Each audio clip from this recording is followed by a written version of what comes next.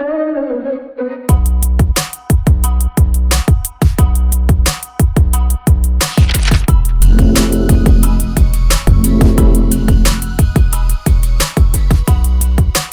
दोस्तों, मैं एक बार फिर से करंट अफेयर की क्लास में आपका हार्दिक स्वागत और अभिनंदन करता हूं और आशा करता हूं कि आप लोग स्वस्थ होंगे, कोरोना काल में सरकार के द्वारा दी गई गाइडलाइन का पालन कर रहे होंगे।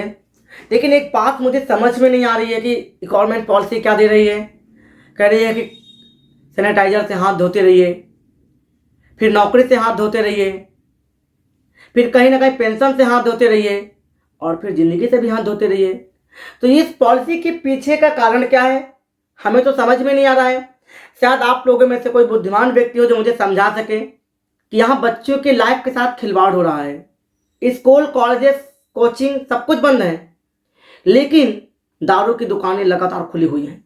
ऐसा क्यों? ऐसा कब तक चलेगा?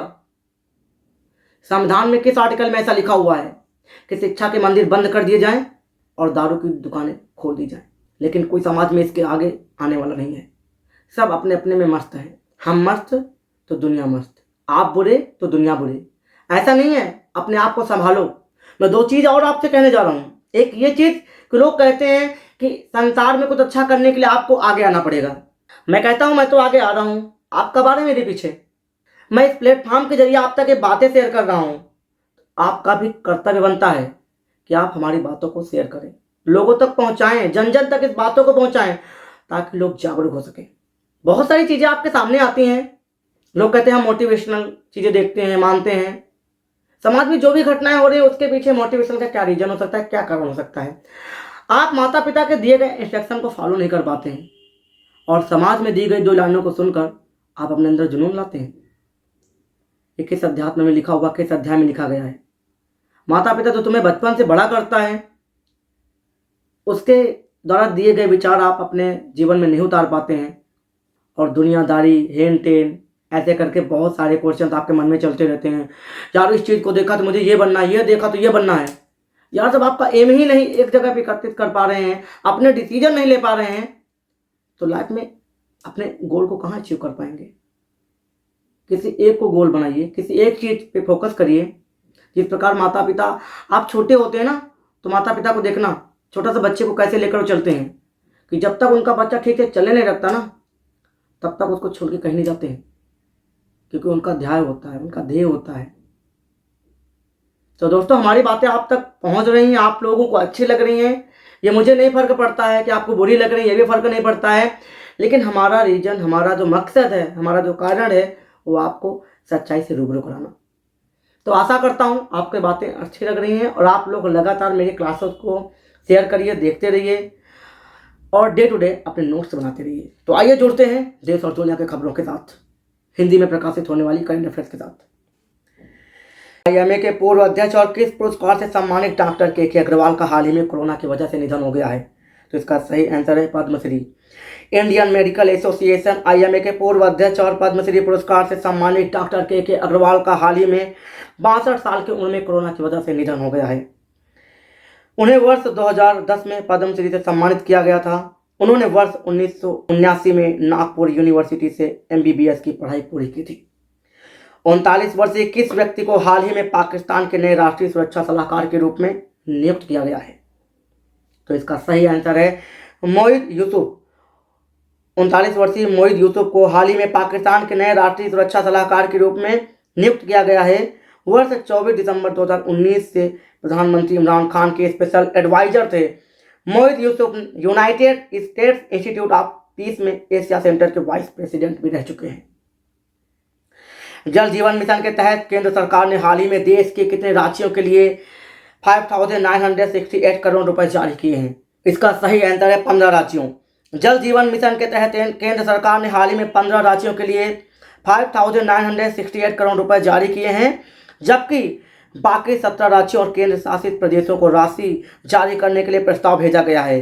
यह इस वित्त वर्ष में जारी करने वाली 4 किस्तों में से पहली किस्त है।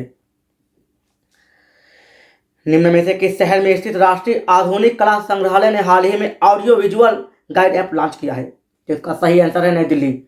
नई दिल्ली में स्थित राष्ट्रीय आधुनिक कला संग्रहालय ने हाल ही में एनजीएमए का audio visual guide app launch किया है, के द्वारा संग्रहालय के दर्शकों के लिए गैलरी में प्रदर्शित बहुमूल्य भारतीय आधुनिक कला से संबंधित उपाख्यानों और कहानियों को कहीं भी सुना जा सकता है। जनजातीय मामलों के मंत्रालय और किस कंपनी ने जनजातीय स्कूलों के डिजिटल ट्रांसफॉर्मेशन के लिए समझौता ज्ञापन पर हस्ताक्षर किए हैं? तो इसका सही आंसर है माइक्रोसॉफ्ट और जनजातीय मामलों के मंत्रालय ने हाल ही में जनजातीय आश्रम जैसे स्कूलों के डिजिटल परिवर्तन करने के लिए संयुक्त पहल को लेकर समझौता ज्ञापन पर हस्ताक्षर किए हैं, जिसका उद्देश्य आर्टिफिशियल इंटेलिजेंस सहित अगली पीढ़ी के डिजिटल तकनीकों में शिक्षकों और छात्रों को हुनरमंद बनाना है। हाल ही में किस मंत्रालय ने कोरोना काल में वृद्धजनों के लिए toll free helpline adder line शुरू किया है? इसका सही आंसर है सामाजिक न्याय और अधिकारिता मंत्रालय। हाल ही में सामाजिक न्याय और अधिकारिता मंत्रालय ने कोविड महामारी के दौरान वृद्धजनों की समस्याओं को दूर करने के लिए toll free helpline adder line 14567 शुरू की है।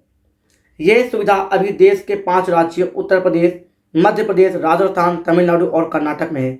जल्द ही पूरे देश में शुरू हो जाएगी। हाल ही में किसने उच्च शिक्षा विभाग के साथ मिलकर भारतीय भाषा को सीखने का ऐप बनाने के लिए इनोवेशन चैलेंज शुरू किया है?